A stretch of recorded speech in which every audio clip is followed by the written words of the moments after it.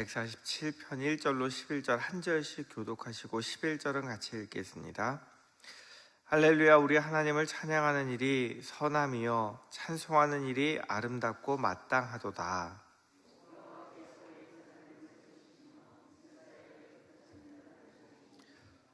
상심한 자들을 고치시며 그들의 상처를 싸매시는도다.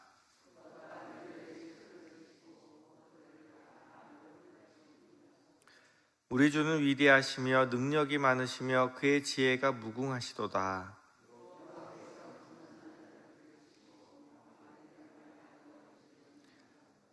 감사함으로 여호와께 노래하며 수금으로 하나님께 찬양할지어다.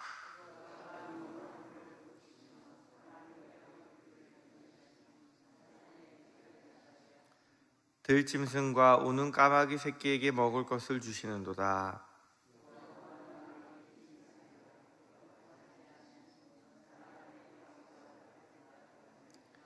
같이 읽겠습니다. 여호와는 자기를 경외하는 자들과 그의 인자하심을 바라는 자들을 기뻐하시는도다. 아멘. 오늘 시편 보면 1절에 우리 하나님을 찬양하는 일이 선하고 아름답고 마땅하다라고 이야기를 하고 있습니다. 이 새벽에 나오신 성도님들, 하나님을 어떻게 찬양하고 계십니까? 하나님이 선하시기에 하나님을 찬양하는 일이 마땅히 해야 될 일이고 기쁜 일이고 행복한 일입니까? 아니면 억지로 당연히 해야 되기 때문에 하는 일입니까?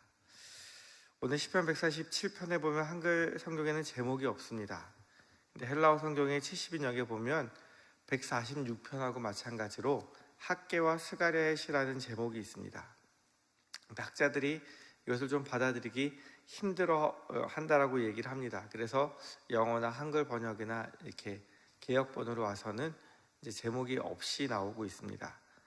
근데 아마도 그 학개와 스가랴의 시가 붙어 있다는 이야기는 포로 귀환 이후에 지어진 시라고 모두가 똑같이 생각을 하고 있습니다.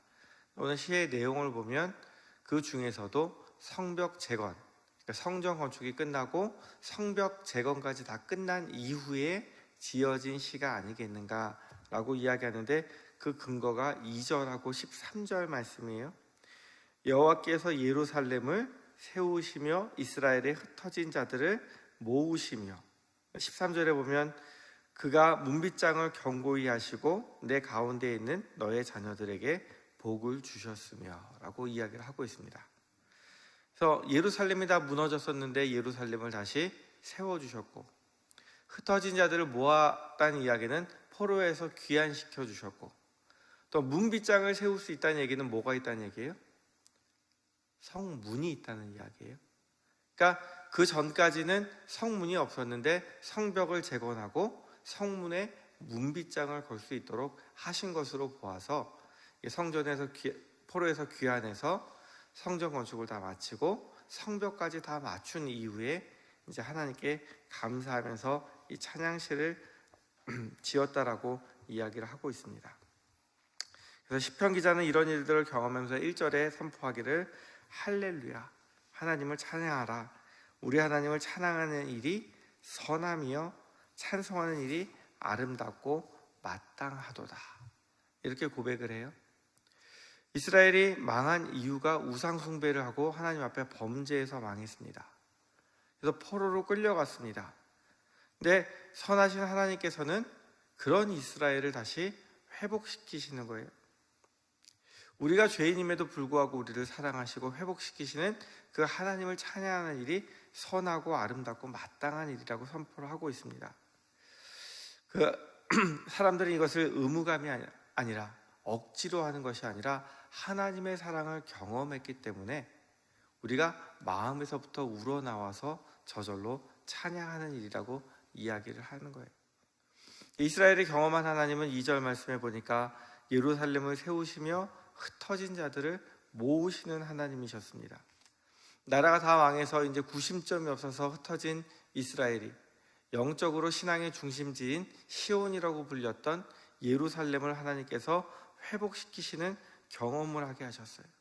그리고 그곳으로 다시 유대 민족들을 모으셨어요. 우리나라도 비슷한 경험을 한 적이 있죠.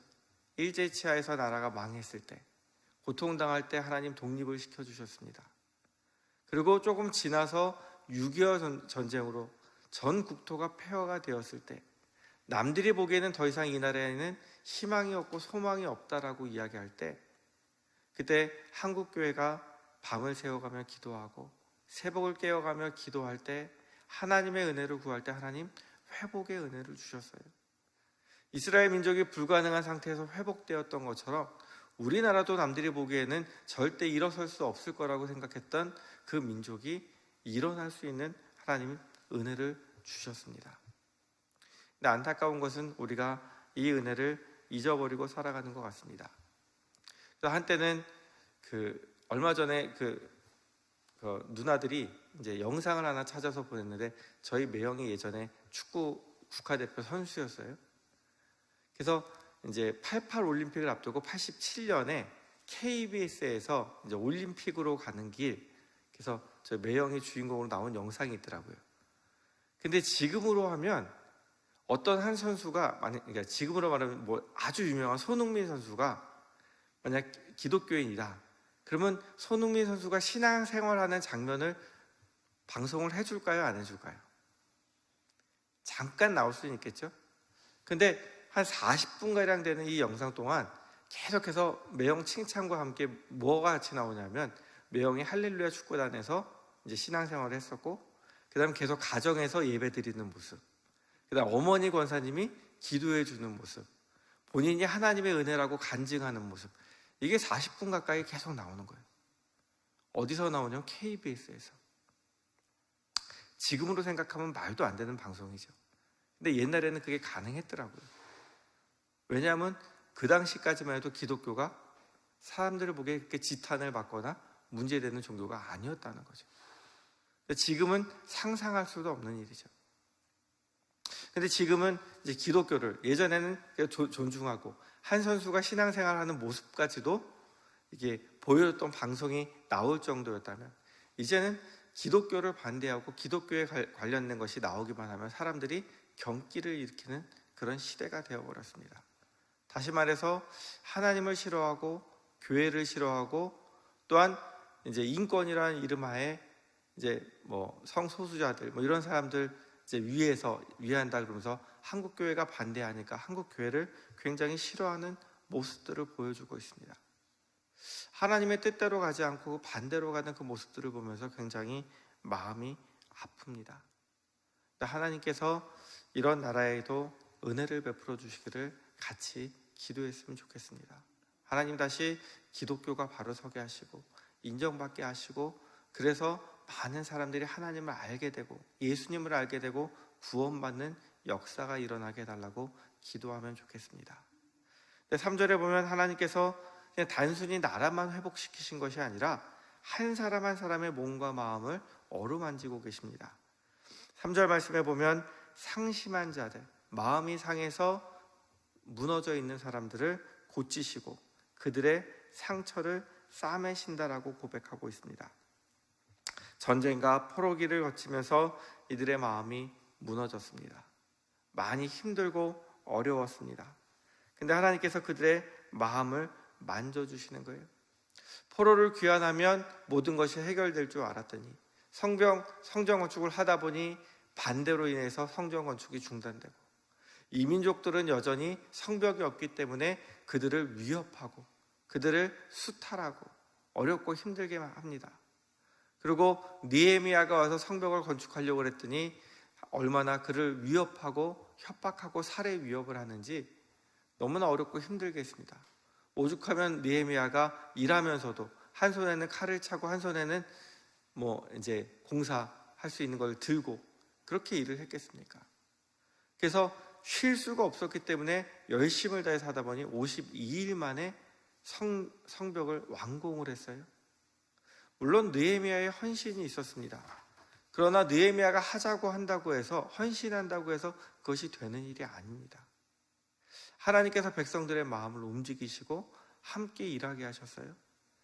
그래서 자기들이 생각하기에도, 이민족이 생각하기에도 불가능할 정도로 2달도 안 돼서 그 일이 맞춰진 거예요. 52일 만에. 그래서 느헤미야 6장 15절과 16절에 보면 이렇게 고백을 합니다. 성벽 역사가 52일 만인 엘루럴 25일에 끝남에 우리의 모든 대적과 주위에 있는 이방 족속들이 이를 듣고 다 두려워하여 크게 낙담하였으니 그들이 우리 하나님께서 이 역사를 이루신 것을 알미니라. 누가 이루셨다고요? 이방 민족들이 하게 해도 하나님이 이 일을 이루셨다는 거예요. 하나님이 하지 않으셨으면 할 수 없었다는 이야기예요. 그래서 그들은 나라가 망해서 힘들어하고 포로귀한 시기를 거치면서 어렵고 힘든, 또한 상했던 그 마음을 하나님께서 어루만져 주셨다. 그리고 실제로 고통당하면서 당했던 그 모든 상처들을 하나님 싸매어 주셨다라고 이야기를 합니다. 그래서 4절 말씀에 그가 별들의 수요를 세시고 그것들을 다 이름대로 부르시는도다. 갑자기 생뚱맞게 별들의 이름이 나와요. 이 이야기는 별들의 이름을 알고 그 이름을 불러줄 만한 하나님께서는 너희 한 사람 한 사람을 알고 너희의 이름을 불러주고 계시다는 뜻이에요. 우리는 많은 사람 중에 한 사람이 아니라 하나님 보시기에는 한 사람 한 사람이 다 귀하다고 말씀하시는 거예요.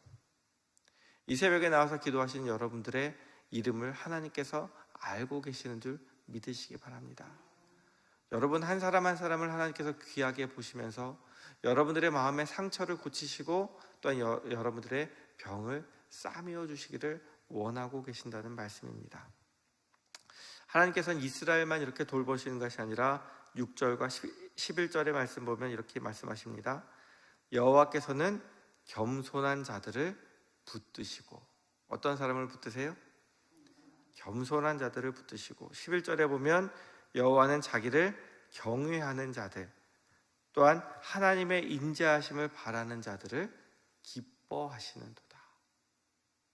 하나님, 나에게는 하나님의 인자하심, 하나님의 사랑이 필요하고 하나님의 은혜가 필요합니다. 내가 하나님을 사랑하고 하나님을 경외합니다. 하나님, 내가 하나님 앞에서 아무것도 아닌 것을 하나님도 알고 계시죠. 나 자신을 낮추고 하나님께 나아가서 하나님을 사랑하는 마음으로 하나님의 은혜를 구할 때 하나님 그것을 기뻐하시면서 붙들어 주신다고 말씀하십니다. 우리가 기도를 왜 합니까? 하나님과 교제하기 위해서도 하지만 나이가 연약하기 때문에 하나님의 은혜를 구하는 거예요. 하나님께서 그것을 기쁘게 보신다는 거예요. 그래서 우리가 어떠한 삶의 문제가 있든지 어떤 어려움이 있든지 이스라엘처럼 나라가 망하고 우리를 지켜줄 울타리가 없어지고 경제생활을 할 수 없을 만큼 일만 해놓으면 누군가가 뺏어가는 그런 상황 속에 살던 사람들도 하나님께서 회복시키시고 하나님께서 모아주시고 하나님께서 나라를 다시 세워주시고 그 마음과 몸에 상처를 싸매어 주셨는데 우리를 돌보시지 않으시겠습니까? 우리 어제 부활절을 지켰습니다. 예수님께서는 우리 회복을 위해서 고난당하시고 또한 우리에게 소망을 주시기 위해서 부활해 주셨습니다. 그리고 우리가 회복의 은혜를 누리기를 원하고 계시는 거예요. 주님의 부활과 함께 우리의 상처받았던 몸과 마음도 부활되기 원합니다. 그리고 하나님 안에서 내가 하나님을 사랑할 때 하나님께서 나를 더 사랑해 주시고 내 마음의 상처를 고쳐주시고 내 질병도 하나님 싸매어 주시고 낫게 하여 주실 줄 믿습니다. 이 믿음 가지고 하나님 앞에 기쁨으로 나아가는 우리가 되기를 원합니다. 우리를 구원하신 주님의 은혜와 사랑을 찬양하는 일이 하나님 보시기에 선하고 아름답고 마땅한 일이라고 말씀하시는데 나를 구원하신 주님을 기억하면서 나를 위해서 부활하신 또는 부활의 소망을 주신 주님을 기억하면서 하나님을 진심으로 찬양하는 우리가 되었으면 좋겠습니다. 기도하겠습니다. 하나님 아버지, 이스라엘 민족이 죄로 인해 나라가 망하고 황폐한 삶을 살 수밖에 없었지만 그들을 구원하시고 회복시키셨던 것처럼 죄로 인해 죽을 수밖에 없는 우리를 사랑하사 독생자 예수님을 통하여 우리를 구원하고 회복시켜 주신 그 은혜를 찬양하게 하여 주옵소서. 하나님의 이 크신 은혜를 기억하며 하나님을 마땅히 찬양하는 저희가 되어서 억지로 의무감에 하나님을 섬기는 것이 아니라 항상 하나님의 은혜를 기억하기에 감사하고 찬양하게 하시고 하나님을 경외하고 하나님의 인자하심을 구하는 우리 삶에 놀라운 하나님의 회복의 은혜가 임하게 하여 주옵소서. 예수님의 이름으로 기도드립니다. 아멘.